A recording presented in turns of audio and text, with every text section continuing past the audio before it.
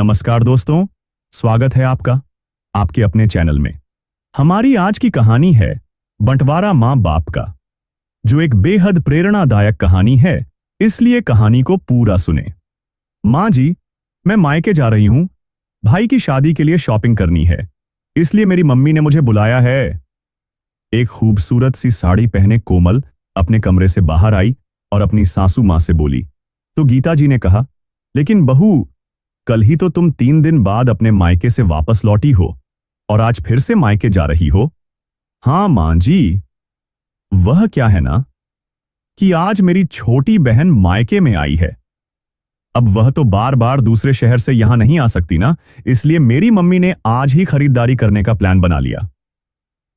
वह तो ठीक है बहू, लेकिन अपने ससुराल के प्रति भी तुम्हारी कुछ जिम्मेदारी है, और तुम जानती हो मैं गठिया की मरीज हूं। घुटने पूरी तरह जवाब दे चुके हैं, बड़ी मुश्किल से चल फिर पाती हूं। ऐसे में घर के काम तो मैं नहीं कर पाती। हां, तो मां जी, आपको काम करने की क्या जरूरत है? भाभी है ना, वह कर लेंगी रसोई का काम। इतनी बात सुनते ही गीता जी की बड़ी बहू मीनू रसोई घर से बाहर निकली और गुस्से से बोली, क्यों? क्या मैं इस घर की नौकरानी हूं जो दिन भर काम करती रहूं? और तुम जब चाहे अपना बैग उठाकर मायके चलती बनो। चुपचाप अपना बैग रखो और मेरे साथ घर का काम करो। बिल्कुल नहीं, मैं अभी कोई काम नहीं करने वाली। मेरी मम्मी ने बुलाया है और मैं जरूर जाऊंगी। लेकिन बहू, मीनू बहू की बात भी सही है। जैसे वह इस घर की बहू है, वैसे तुम भी हो। तो फिर वह अकेली क्यों दिन भर चूल्हा चौका संभालती रहे? गीता जी ने कहा।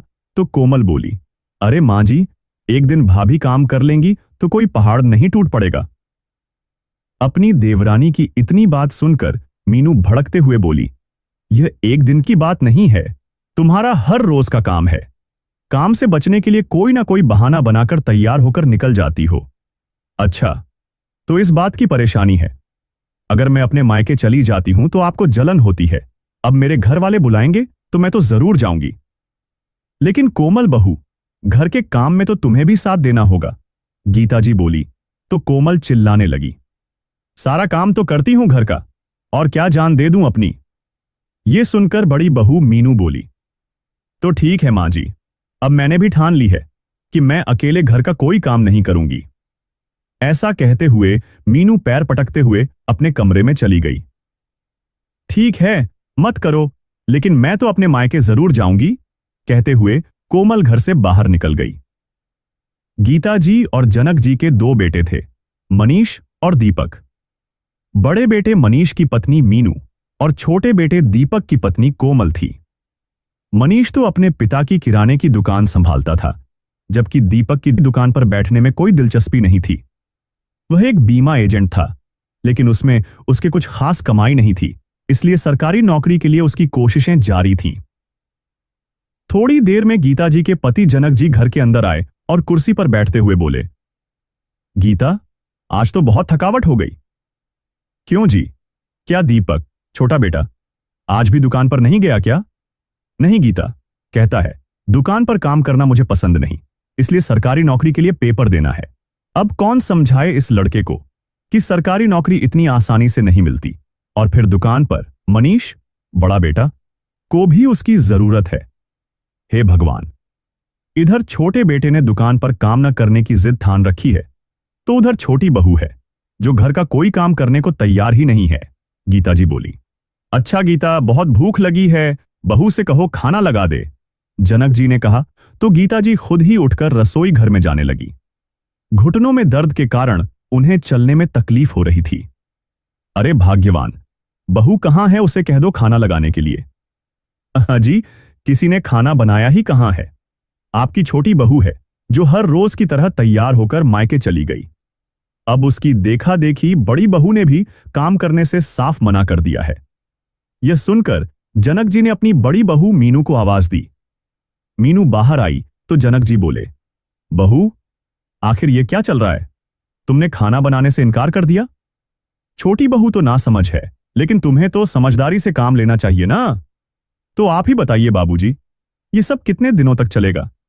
सारा दिन मैं ही क्यों रसोई घर में पिसती रहूं? आपकी छोटी बहू के हाथों में क्या मेहंदी लगी है? और तो और वहां दुकान पर भी दिन भर मेरे पति काम करते हैं और मेहनत करके घर चलाते हैं। क्यों? देवर जी का फर्ज नहीं बनता कि घर के खर्चे में सहयोग दें? हम दोनों पति पत्नी ही क्यों नौकरों की तरह काम में जुटे रहें? बात तो तुम्हारी ठीक है बहू, मैं इस बारे में उन दोनों से बात करूंगा, लेकिन फिलहाल तो खाना पकाओ, मुझे भी भूख लगी है और दुकान पर मनीष के लिए भी टिफिन लेकर जाना है। जनक जी ने कहा तो मीनू सपाट शब्दों में बोली, तो ठीक है, मैं भी तभी काम करूंगी जब इस समस्या का कोई हल निकलेगा। उससे पहले तो मैं भी किसी काम को हाथ नहीं लगाने वाली। इतना कहते हुए वह अपने कमरे में चली गई। बड़ी बहू के ये तेवर देखकर जनक जी और गीता जी हैरान रह गए। गीता जी ने बड़ी मुश्किल से सबके लिए खाना बनाया, परंतु अब जनक जी को चुप रहना उचित नहीं लगा। शाम होने तक उनके छोटे बेटा बहू दीपक और कोमल भी घर पहुंच चुके थे और बड़ा बेटा मनीष भी दुकान से लौट आया। जी पिताजी, बुलाया आपने? दोनों बेटे अपने पिता के पास बैठते हुए बोले तो जनक जी ने कहा, बेटा दीपक, अब तुम्हें भी अपनी जिम्मेदारी समझनी चाहिए। क्या मतलब पिताजी? मेरा मतलब यह है कि तुम्हारा बड़ा भाई आखिर कब तक घर खर्च चलाएगा? मैं सोच रहा हूं कि अब बंटवारा कर देना ही ठीक होगा ताकि रोज रोज का लड़ाई झगड़ा खत्म हो जाए। तभी मनीष बोला, लेकिन पिताजी, मुझे नहीं लगता कि बंटवारा करने से समस्या का हल हो जाएगा। मुझे तो लगता है अगर घर के सभी लोग अपनी अपनी ड्यूटी समझें और मिलजुल कर काम करें तो सब कुछ ठीक हो जाएगा। तभी पास बैठी गीता जी बोली, अरे बेटा, अगर सभी लोग अपनी जिम्मेदारी समझते तो कोई परेशानी ही नहीं थी, लेकिन इस घर में तो हर कोई अपनी मर्जी का मालिक है। और फिर तू भी कब तक अपने छोटे भाई के परिवार को पालेगा? इतनी बात सुनते ही वहीं पास में खड़ी उनकी छोटी बहू कोमल बोली, क्यों मां जी, ऐसा क्या कर दिया इन्होंने हमारे लिए? हम तो अपना कमाते हैं और खाते हैं, फिर भी दिन भर ताने सुनते हैं। मैं तो कहती हूं, कर ही दो घर का बंटवारा, रोज रोज के क्लेश से छुटकारा तो मिलेगा। तभी बड़ी बहू मीनू गुस्से से बोली, हां हां, मुझे सब पता है। तुम तो यही सोचकर घर का बंटवारा करने को तैयार हो कि तुम्हें मां बाबूजी की जिम्मेदारी ना उठानी पड़े और उनका सारा बोझ मैं ही उठाऊं। लेकिन अब मैंने भी तय कर लिया है कि अब मैं उनका कोई काम नहीं करने वाली। बहुत दिन कर लिया? तो छोटी बहू कोमल तपाक से बोली, मैंने भी ठेका नहीं लेकर रखा है इन लोगों का। देवरानी जिठानी में बहस छिड़ गई। तभी मनीष गुस्से से चिल्लाते हुए बोला, मीनू, तुम्हारी हिम्मत कैसे हुई मेरे मां बाबूजी को बोझ कहने की? तो दीपक ने कहा, भाई, मां बाबूजी मेरे साथ रहेंगे, आखिर मेरा भी कुछ फर्ज बनता है उनके लिए। इतना कहकर वो अपने कमरे में चला गया। तभी कोमल उसके पीछे पीछे पैर पटकते हुए आई और गुस्से से बोली, मेरी एक बात कान खोलकर सुन लो, मैं आपके मां बाबूजी को अपने साथ हरगिज नहीं रखूंगी। देखो कोमल, वह मेरे माता पिता हैं जिन्होंने मुझे जन्म दिया है, तो आप क्या बुढ़ापे में मैं उन्हें यूं ही छोड़ दूंगा? वह सब मैं नहीं जानती। मैं तो सिर्फ तुम्हारे साथ रह सकती हूं, बाकी इस घर में कोई रहे या ना रहे, चाहे कोई मरे या जिए, मुझे किसी से कोई मतलब नहीं है। कोमल, तुम अपने हद पार कर रही हो। अब इस बारे में कोई और बहस नहीं होगी। मेरी बात तुम्हें माननी ही होगी। जी नहीं, मैं भी कह चुकी हूं कि मैं तुम्हारे मां बाप के साथ एक पल भी नहीं रहूंगी। मेरी तरफ से तो आज ही उन्हें वृद्धाश्रम छोड़ाओ, नहीं तो कुएं में धकेल दो, मेरा उनके साथ गुजरा नहीं है। इतनी बात सुनते ही दीपक ने कोमल के मुंह पर एक झन्नाटेदार तमाचा रसीद कर दिया। गाल पर पड़े तमाचे से कोमल हैरान रह गई और फिर आग उगलती नजरों से अपने पति की ओर देखते हुए बोली, अपने मां बाप के लिए तुमने मुझ पर हाथ उठाया, यह तुमने अच्छा नहीं किया। अब तो मैं तुम्हें देख लूंगी। करीब 1 घंटे के बाद कोमल अपने मायके पहुंच गई। मां, बाबूजी, रोते हुए कोमल ने आवाज लगाई तो उसके माता पिता कमरे से बाहर निकल कर आए। देखा तो आंगन में खड़ी उनकी बेटी रो रही थी।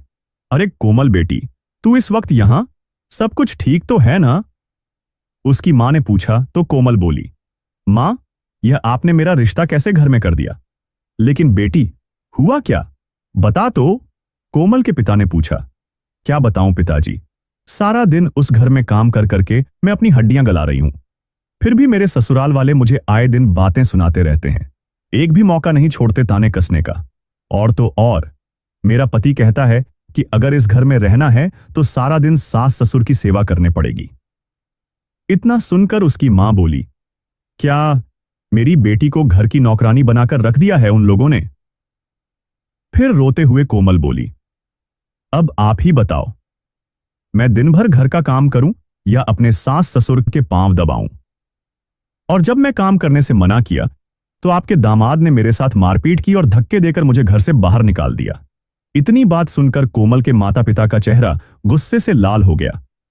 तभी उसके पिता बोले, क्या उनकी इतनी हिम्मत? तो उसकी मां ने कहा, बेटी, उनकी हिम्मत तो तुमने ही बढ़ाई है, जो हमेशा उनके जुल्म सहन किए और कभी उनके आगे ऊंची आवाज में बात भी नहीं की। तो कोमल ने कहा, लेकिन मां, सहन ना करती तो और क्या करती? मैं तो यही सोचती थी कि किसी तरह मेरा घर बस जाए। लेकिन तो कोमल की मां ने कहा, शादी से पहले वह लोग कहते थे कि हम अपनी बहू को बेटी की तरह रखेंगे और आज वही लोग मारपीट पर उतर आए।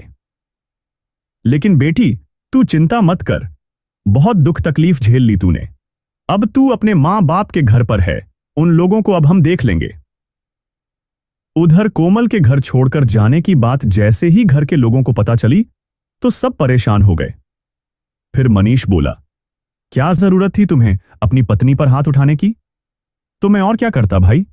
उसने तो साफ साफ कह दिया कि वो मेरे मां बाबूजी के साथ हरगिज नहीं रहेगी। कहती है उन्हें कुएं में धकेल दो। भाई, उसकी बदतमीजी मैं आज तक बर्दाश्त करता आया था, कभी उसे कुछ नहीं कहा। लेकिन आज उसने मां बाबूजी के बारे में जो कुछ भी कहा, मैं बर्दाश्त नहीं कर सका। यह सुनकर जनक जी बोले, यह तुमने ठीक नहीं किया बेटा, अब जाओ और कोमल को मनाकर वापस घर ले आओ।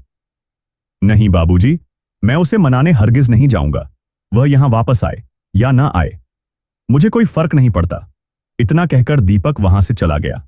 परंतु जनक जी अपने बेटे का घर उजड़ते हुए नहीं देख सकते थे, इसलिए हार कर उन्होंने ही वहां जाने का फैसला किया। जब अगले दिन वो कोमल के मायके पहुंचे तो उन्हें सामने देखकर कोमल के पिता की त्योरियां चढ़ गईं। जनक जी ने अपने बेटे के व्यवहार के लिए हाथ जोड़कर माफी मांगी तो कोमल के पिता ऊंची आवाज में बोले, अच्छा, पहले तो हमारी बेटी पर इतने जुल्म किए और अब यहां माफी मांगने चले आए। आपने सोच भी कैसे लिया कि हम अपनी बेटी को उसे नर्क में वापस भेज देंगे? जिस मुंह से आए हैं उसी मुंह से अभी के अभी वापस चले जाइए। ऐसा मत कीजिए समधी जी, जात बिरादरी में हमारी क्या इज्जत रह जाएगी? जनक जी ने कहा तो कोमल की मां बोली, इसके बारे में तो तब सोचना चाहिए था जब आपके बेटे ने हमारी बेटी पर हाथ उठाया था, उसके साथ मारपीट की थी। अच्छा बहन जी, कोमल ने आपको यह तो बता दिया कि दीपक ने उस पर हाथ उठाया, लेकिन यह नहीं बताया कि आखिर उसने ऐसा किया क्यों। कसूर तो आपकी बेटी का भी कम नहीं था। यह बात सुनकर कोमल मगरमच्छ के आंसू बहाते हुए बोली, देख लीजिए पिताजी, इतना सब कुछ होने के बाद भी ये लोग मुझे ही गलत ठहराएंगे। अब तक तो इन लोगों ने मेरे साथ मारपीट की थी, अगर बस चले तो मुझे जान से मारने में भी पीछे नहीं हटेंगे। देखिए भाई साहब, अब हम कुछ भी सुनना नहीं चाहते, आप चुपचाप यहां से वापस चले जाइए। अब तो आपसे कोर्ट में ही मुलाकात होगी। फिर जनक जी हाथ जोड़ते हुए बोले, एक बार फिर सोच लीजिए भाई साहब, बेटे की गलतियों से आंखें मूंदकर इतना बड़ा फैसला लेना ठीक बात नहीं है। आपके हाथ में 2 घरों की बागडोर है, आपका एक फैसले से दोनों घर उजड़ भी सकते हैं और बस भी सकते हैं। तो कोमल की मां बोली, आप लोग अपनी चिंता कीजिए, अपनी बेटी का घर तो हम फिर बसा लेंगे। और हां, हमारी बेटी के साथ आपने जो मारपीट की है ना, उसका बदला तो हम लेकर रहेंगे। अब चलते बनिए यहां से। अपना सा मुंह लेकर जनक जी वापस घर लौट आए तो गीता जी बोली, क्या हुआ जी, बहू को अपने साथ लेकर नहीं आए क्या? नहीं गीता, उन्होंने तो साफ मना कर दिया। मैंने तो उनके आगे हाथ भी जोड़े, माफी भी मांगी, लेकिन ना तो कोमल वापस आने को तैयार है और ना ही उसके मां बाप उसे भेजने को। और अब तो कोर्ट केस करने की धमकी दे रहे हैं। क्या कोर्ट केस? इतनी बड़ी बात तो थी भी नहीं। फिर अपने बेटे दीपक की ओर देखते हुए गीता जी ने कहा, बेटा, अब तुझे ही उसे मना कर लाना होगा। मां, इतनी चिंता करने की कोई जरूरत नहीं है। कोमल को उसके मायके में ही रहने दो। जो मेरे मां बाप को नहीं अपना सकती, मुझे ऐसी पत्नी की कोई जरूरत नहीं है। और जहां तक रही केस करने की बात, तो उन्हें जो करना है वह करने दो। देख बेटा, इसी तरह अहंकार में घर उजड़ जाते हैं, इसलिए तुझे समझा रहे हैं कि बात को बड़ा करने की बजाय उसे सुलझाने में ही समझदारी है। अरे मां, बात तो बढ़ चुकी है, अब जो होगा देखा जाएगा, कहते हुए दीपक वहां से उठकर चला गया। पीछे खड़ी बड़ी बहू मीनू ये सारी बातें सुन रही थी। अभी एक दिन ही बीता होगा। दोपहर को जब मनीष दुकान से घर खाना खाने के लिए आया तो अपनी मां को कपड़े धोते देख हैरान रह गया। वह समझ गया था कि माजरा क्या है। तेज कदमों से चलकर वह अपने कमरे में गया और ऊंची आवाज में बोला, मीनू, ये सब क्या चल रहा है? क्यों, आखिर ऐसा क्या कर दिया मैंने? मीनू ने पूछा तो मनीष बोला, अब मां बाबूजी के 2 जोड़ी कपड़े धोने का छोटा सा काम भी तुम्हें भारी लगने लगा? अच्छा, तो मैं कब तक अकेले घर का सारा काम करती रहूं? यह आपको छोटा सा काम लगता होगा, मुझे नहीं। मालूम भी है दिन भर घर में कितना काम होता है। वह महारानी तो ठाठ से मायके जाकर बैठ गई है, मैं अकेली क्यों घर के काम में पिसती रहूं? देखो मीनू, ये तुम ठीक नहीं कर रही हो, मनीष ने गुस्से से कहा। तो मीनू चिल्लाते हुए बोली, मुझे पता है क्या ठीक है और क्या गलत। अब से मैं सिर्फ अपना ही काम करूंगी, ना तो किसी और के लिए खाना बनाऊंगी, ना ही बाकी का कोई काम करूंगी। ऐसा कहकर वह पैर पटकते हुए रसोई घर में चली गई। इधर कोमल के मायके में उसके पिता उसके पास आए और बोले, बेटी, दीपक का कोई फोन आया? नहीं पिताजी, वह क्यों फोन करेंगे मुझे? मुसीबत की असली जड़ तो वही है, कोमल बोली। तो उसके पिता ने कहा, कोई बात नहीं बेटी, तू चिंता मत कर, अभी अभी वकील से मिलकर आ रहा हूं मैं। तेरे ससुराल वालों पर दहेज का केस डाल दिया है। लेकिन पिताजी, दहेज की तो कोई बात ही नहीं हुई। अरे बेटी, ये तो हमें पता है कि हमने झूठा आरोप लगाया है, लेकिन वकील का कहना है कि अपना केस मजबूत बनाने के लिए ये सब हथकंडे तो अपनाने ही पड़ेंगे। दहेज का मुद्दा जरूरी था, अब तुम देखना कैसे मैं उन्हें दिन में तारे दिखाता हूं। तेरे पैरों में गिरकर तुझसे माफी मांगेंगे। यह सुनकर कोमल की मां बोली, बिल्कुल ठीक किया, उन्हें भी तो पता चले कि किसी की बेटी को सताने का क्या अंजाम होता है। जेल में चक्की पीसनी पड़ेगी ना, तो अक्ल ठिकाने आ जाएगी। अच्छा बेटी, तुम आराम करो, चिंता करने की बिल्कुल जरूरत नहीं है। इतना कहकर कोमल के पिता कमरे से बाहर आ गए। इधर कोमल के ससुराल में उसकी जेठानी मीनू भी अपना खाना अलग बनाने लगी थी, लेकिन मनीष को यह सब बिल्कुल अच्छा नहीं लग रहा था। आज रविवार था। मनीष गुमसुम सा बिस्तर पर लेटा हुआ था। विचारों का तूफान उसके दिमाग में उत्पात मचा रहा था। फिर मीनू उसके पास आई और बोली, सुनो जी, सुबह के 10 बज चुके हैं, लेकिन आपने अभी तक नाश्ता भी नहीं किया है। रात को भी आप बिना खाए पिए ही सो गए थे। मैं नाश्ता लेकर आती हूं, उठकर खा लीजिए। तभी मनीष बोला, खाना तो मैं तभी खाऊंगा जब मेरे साथ तुम मां और बाबूजी का खाना भी लगाओगी। वह मंदिर से वापस लौटते ही होंगे, तुम उनका नाश्ता भी बना दो। इस पर मीनू गुस्से से बोली, अच्छा, तो अभी तक उसी बात को पकड़कर बैठे हैं? लेकिन मेरी भी जिद है कि अब मैं उनका खाना नहीं बनाऊंगी तो नहीं बनाऊंगी। तो ठीक है, फिर मैं भी खाना नहीं खाऊंगा, मनीष ने कहा। तो मीनू बोली, ठीक है, फिर आप भूखे ही बैठे रहिए। तो तुमसे खाना मांगा भी किसने था? चली जाओ यहां से, मुझे अकेला छोड़ दो, मनीष ऊंची आवाज में बोला। तो मीनू भी आग बबूला हो गई और बोली, अगर तुम्हारा यही हाल रहा तो मैं भी कोमल की तरह अपने मायके चली जाऊंगी। तो जाओ ना, तुम्हें रोका किसने है? अच्छा, तुम्हें मेरी कोई जरूरत नहीं है तो मैं जा रही हूं। अरे बेशक, अभी चली जाओ, दरवाजा खुला है। पति की यह बात सुनकर मीनू अपना बैग पैक करने लगी। मैं जा रही हूं, लेकिन मेरी एक बात कान खोलकर सुन लो, अगर मैं एक बार चली गई तो फिर वापस नहीं आऊंगी। उसके बाद अपने मां बाप के साथ ही रहना। इतना कहकर वह घर से बाहर चली गई। उधर जब मीनू बैग उठाकर अपने मायके पहुंची तो उसे अचानक अपने घर देखकर मीनू के पिता थोड़े हैरान हो गए। अरे बिटिया, तुम अचानक यहां? ना कोई फोन, ना खबर। फोन करने का समय ही कहां था पिताजी? क्यों बेटी, क्या हुआ? सब कुछ ठीक तो है ना? कुछ ठीक नहीं है। एक तरफ तो मेरे सास ससुर हैं जिन्होंने मेरा जीना हराम कर रखा है, तो दूसरी ओर आपका दामाद है जो ढंग से बात भी नहीं करता मुझसे। अब यहां ना आती तो क्या करती? यह बात सुनकर उसके पिता ने कहा, क्या? इसका मतलब तू अपने ससुराल वालों से लड़ झगड़ कर यहां आई है, राजी खुशी से नहीं आई? हां पिताजी, लेकिन मेरे पास कोई और रास्ता नहीं था। मेरी देवरानी तो ससुराल की जिम्मेदारियों से बचने के लिए अपने मायके जाकर बैठ गई और काम का सारा बोझ उन लोगों ने मुझ पर डाल दिया। लेकिन अब मैंने भी ठान लिया है कि मैं उस घर में सास ससुर की नौकरानी बनकर तो बिल्कुल नहीं रहने वाली। यही बात मैंने अपने पति से कही तो उन्होंने मुझे घर से निकल जाने को ही कह दिया। यह सुनकर मीनू की मां ने उसे झिड़कते हुए कहा, क्या सास ससुर के काम से बचने के लिए तुम यहां आकर बैठ गई? हमने तो तुझे ऐसे संस्कार नहीं दिए थे। लेकिन मां, सास ससुर क्या सिर्फ मेरे हैं, मेरी देवरानी के नहीं? तो मैं अकेले उनका बोझ क्यों उठाऊं? नहीं बेटी, यह सोच गलत है। घर के बड़े बुजुर्ग बोझ नहीं होते। सास ससुर की सेवा तो किस्मत वालों को मिलती है।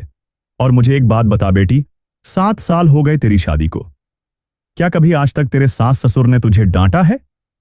अरे वह तो तुझसे ऊंची आवाज में बात तक भी नहीं करते, और दामाद जी भी तेरा पूरा ख्याल रखते हैं, हम लोगों का सम्मान करते हैं।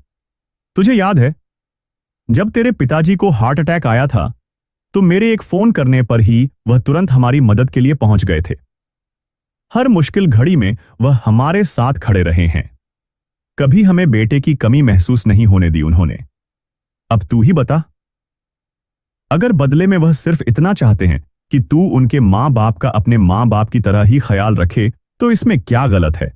लेकिन तुम तो उनसे झगड़ा करके यहां चली आई। रिश्ता दोनों ओर से बनता है बेटी।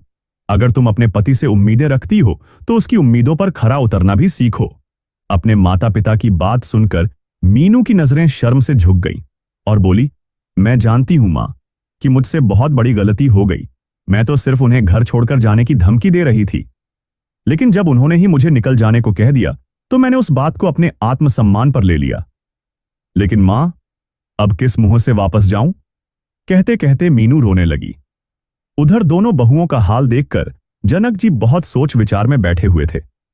तभी गीता जी उनके पास आकर बैठ गई और उन्हें परेशान देखकर बोली, क्या हुआ जी, क्या सोच रहे हैं?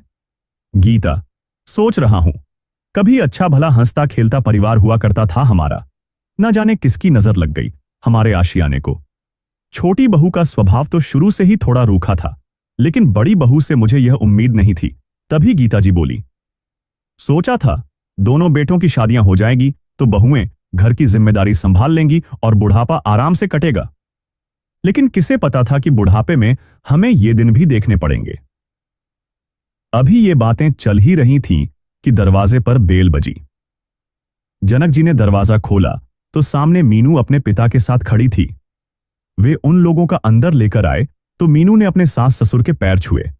तभी मीनू के पिता बोले, अपनी बेटी की तरफ से मैं आपसे माफी मांगता हूं। जैसे ही हमें पता चला कि वह ससुराल में झगड़ा करके अपने मायके आई है, मैं उल्टे पांव इसे वापस ले आया। अरे नहीं भाई साहब, आप क्यों माफी मांगते हैं? बच्चे हैं, गलती ही तो हो जाती है। हमारी बेटी घर वापस आ गई, हमारे लिए इतना ही बहुत है। थोड़ी देर हालचाल बांटकर मीनू के पिता उसे वहां छोड़कर अपने घर वापस चले गए। बड़ी बहू के आने के बाद जनक जी और गीता जी ने भी राहत की सांस ली। शाम को जब मनीष घर वापस लौटा तो पत्नी से बात किए बिना उसे नजरअंदाज करके अपने कमरे में चला गया। सुनिए, मुझे अपनी गलती का एहसास हो गया है। मेरे मां पिताजी ने मुझे सब समझा दिया है। मैं वादा करती हूं कि आगे से मां बाबूजी की सेवा में कभी कोई कमी नहीं आने दूंगी। अपने माता पिता की तरह उनकी सेवा करूंगी। तो मनीष बोला, मीनू, क्या हमारा प्यार इतना कमजोर था कि छोटी सी मुसीबत आने पर तुम अपना बैग उठाकर मायके चली गई? तो मीनू रोते हुए बोली, सच कहूं तो मैं घर छोड़कर जाना नहीं चाहती थी, और अगर आपने मुझे एक बार भी रोका होता तो मैं उसी समय रुक जाती। आपके बिना जीने की कल्पना भी मैं नहीं कर सकती। वादा करती हूं आगे से ऐसी गलती कभी नहीं करूंगी। मीनू ने कहा तो मनीष ने उसे गले से लगा लिया। अभी 2 दिन भी ठीक से नहीं बीते थे कि उनके घर के बाहर पुलिस की जीप आकर रुकी। पुलिस वालों को अपने घर खड़ा देखकर जनक जी की आंखें फटी रह गई। तभी एक पुलिस वाला बोला, आप लोगों के नाम पर कंप्लेंट दर्ज करवाई गई है। क्या? Police complaint? और हमारे नाम पर? पर हमने ऐसा क्या कर दिया? एक तो आप अपनी बहू से दहेज मांगते हैं, ऊपर से उसके साथ मारपीट करते हैं। तंग होकर उसके पिता ने आपके खिलाफ शिकायत दर्ज करवा दी है। ऐसे कैसे दहेज मांगने का आरोप लगा दिया हम पर? हमने तो कभी दहेज का नाम भी नहीं लिया। लेकिन आपकी बहू ने तो अपने पति और सास ससुर पर उसे मारपीट कर अपने घर से बाहर निकालने का आरोप लगाया है। नहीं इंस्पेक्टर साहब, ये तो बिल्कुल झूठ है। उस पर हाथ उठाना तो दूर, हमने तो उसे उंगली तक भी नहीं लगाई।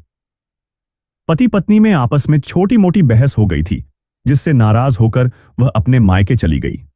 मैं तो उसे मनाने भी गया था, उन लोगों के आगे हाथ भी जोड़े, फिर भी वह नहीं माने।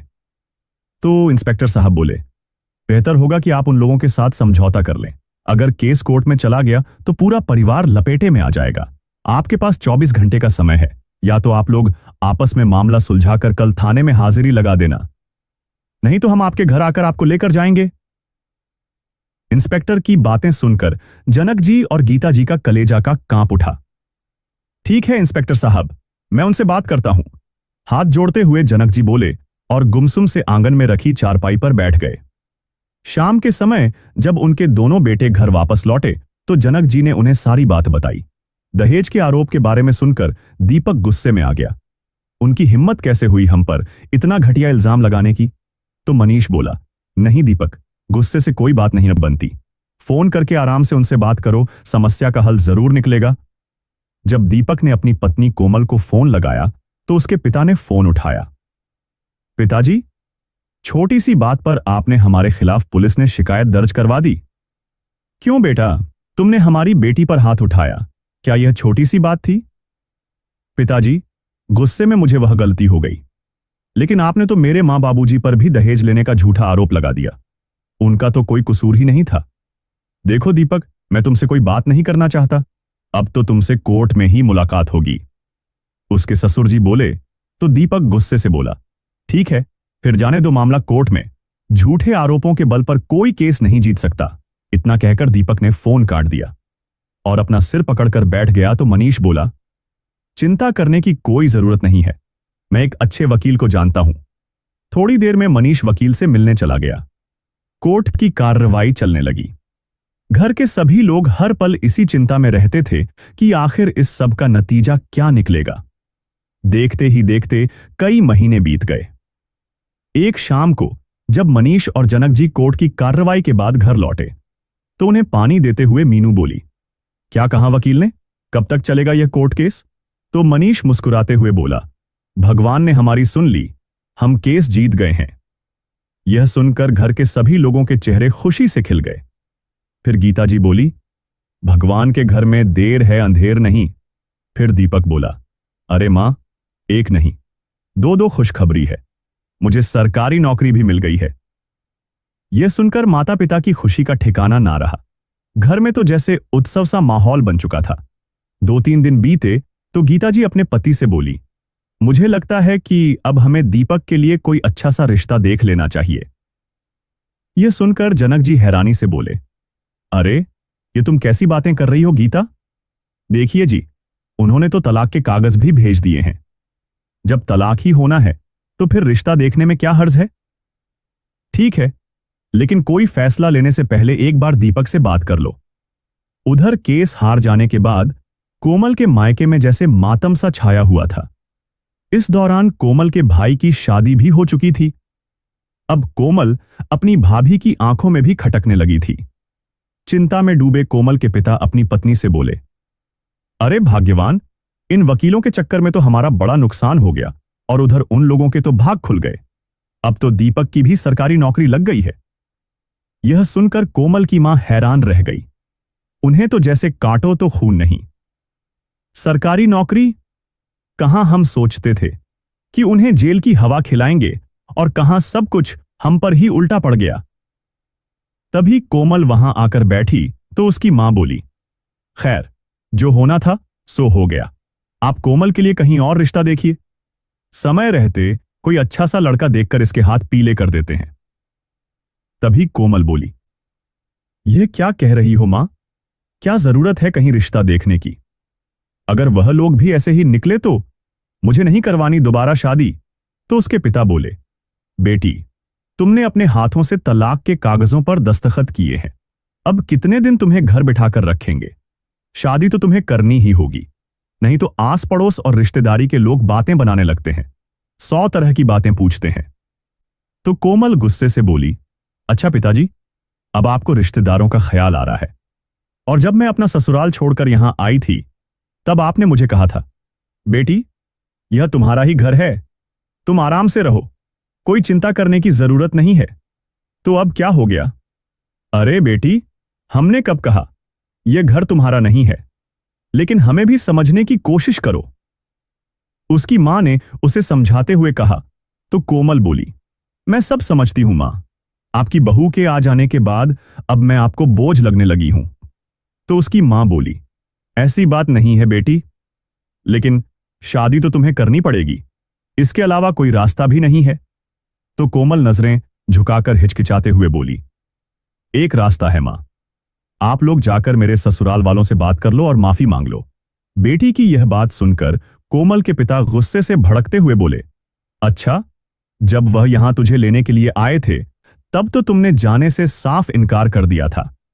तेरे ससुर तो हमारे आगे हाथ जोड़ रहे थे, लेकिन हमने भी तुम्हारी बातों में आकर उन्हें इतनी खरी खोटी सुना दी, घर से बेइज्जत करके निकाल दिया, और अब जाकर मैं उनसे माफी मांगू? तो पिताजी, जो गलती हो गई सो हो गई, लेकिन अपनी बेटी के लिए आप वहां जाकर माफी तो मांग ही सकते हैं ना।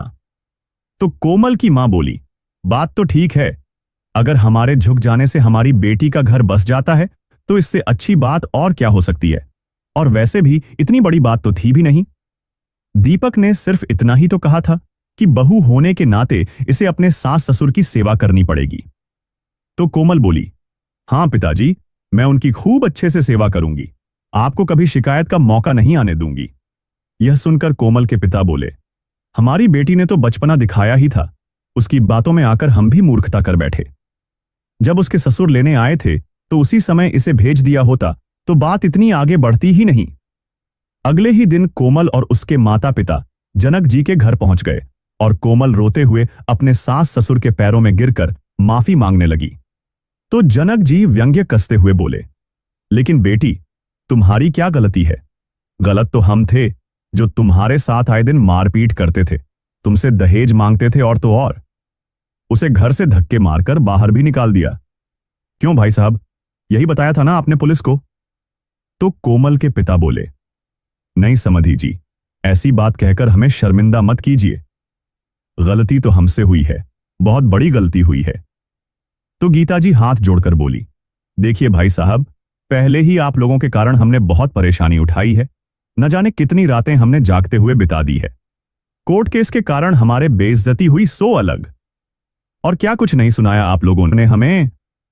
अब जब हमारे बेटे की सरकारी नौकरी की खबर मिली तो चले आए हमसे माफी मांगने। जब यह बातें चल रही थीं, उसी समय दीपक घर के अंदर आया और अपने सामने कोमल को देखकर अपना आपा खो बैठा।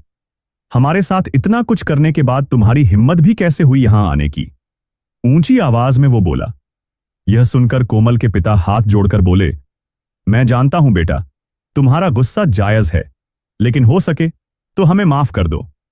देखिए भाई साहब, आपकी बेटी ने जो कुछ भी किया नादानी वश किया, लेकिन उसका साथ देकर आप दोनों ने उसकी बसी बसाई गृहस्थी को उजाड़ कर रख दिया।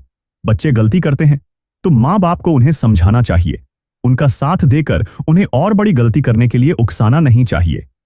खैर, अब तो हम लोगों के रिश्ते में ऐसी गांठ पड़ चुकी है जिसे खोलना संभव नहीं है, और वैसे भी हमने दीपक का रिश्ता कहीं और तय कर दिया है, इसलिए बेहतर होगा कि आप हमें माफ कीजिए और यहां से चले जाइए।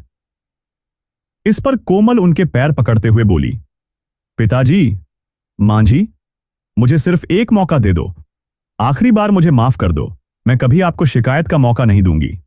तो दीपक बोला, तलाक के कागज तो तुमने ही भेजे थे ना, तो अब यहां क्या लेने आई हो? अभी के अभी यहां से निकल जाओ, नहीं तो अच्छा नहीं होगा।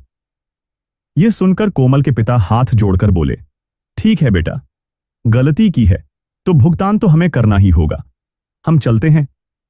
ऐसा कहकर जैसे ही वह वहां से जाने के लिए पीछे मुड़े तो जनक जी बोले, रुक जाइए, और फिर गीता जी की ओर देखते हुए बोले, गीता, दीपक के रिश्ते के लिए तो अभी हमने सिर्फ हां ही बोली है, अगर हम उन्हें मना कर देंगे तो ज्यादा से ज्यादा थोड़ी बहुत बदनामी हो जाएगी, लेकिन बहु गलतियों के लिए उसे माफी ना देकर अगर आज हम इन दोनों के रिश्ते को हमेशा के लिए खत्म कर देंगे तो हमसे बहुत बड़ा पाप हो जाएगा। ठीक कहते हैं जी आप, लेकिन क्या दीपक इस बात के लिए राजी होगा? अब सब लोगों की नजरें दीपक पर टिकी थीं, परंतु दीपक शांत था। कुछ पलों की उसकी मौन स्तब्धता सबको परेशान कर रही थी। उसने एक नजर उठाकर कोमल की ओर देखा और बोला, कोमल, सच कहूं तो मैं कभी तुमसे अलग होना नहीं चाहता था, लेकिन जो तुमने मेरे मां बाबूजी के साथ किया था वो मैं बर्दाश्त नहीं कर पाया था। लेकिन मुझे खुशी है कि तुम्हें अपनी गलती का एहसास है। गलती तो कहीं ना कहीं मुझे भी हुई थी, जो गुस्से में आकर तुम पर हाथ उठा बैठा। लेकिन कोमल, अब मेरी जिंदगी में वापस आ जाओ, मुझे तुम्हारी जरूरत है। दीपक के इतना कहते ही घर का माहौल खुशनुमा हो उठा। पूर्व में हुई गलतियों को दोनों परिवारों ने समय रहते सुधार लिया था। तो दोस्तों, एक तरफ मीनू के मायके वाले थे, जिन्होंने अपनी बेटी को उसकी गलती बताते हुए उसी समय सही कदम उठाया, तो दूसरी तरफ कोमल के मायके वाले, जो उसे समझाने की बजाय बदला लेने की नीयत से सच्ची झूठी शिकायत दर्ज करवाकर अपनी बेटी का जीवन बर्बाद करने चले थे। ये कहानी हमें सिखाती है कि बिना सोचे समझे छोटी सी बात पर कोई ऐसा कदम नहीं उठाना चाहिए कि जिंदगी भर अफसोस हो। तो दोस्तों, आपको ये कहानी कैसी लगी कमेंट करके जरूर बताएं, और यह भी बताएं कि आप हमारी कहानियां भारत के किस शहर से सुन रहे हैं। अगर कहानी पसंद आई हो तो वीडियो को लाइक करें, चैनल को सब्सक्राइब करें और शेयर करना बिल्कुल न भूलें। धन्यवाद।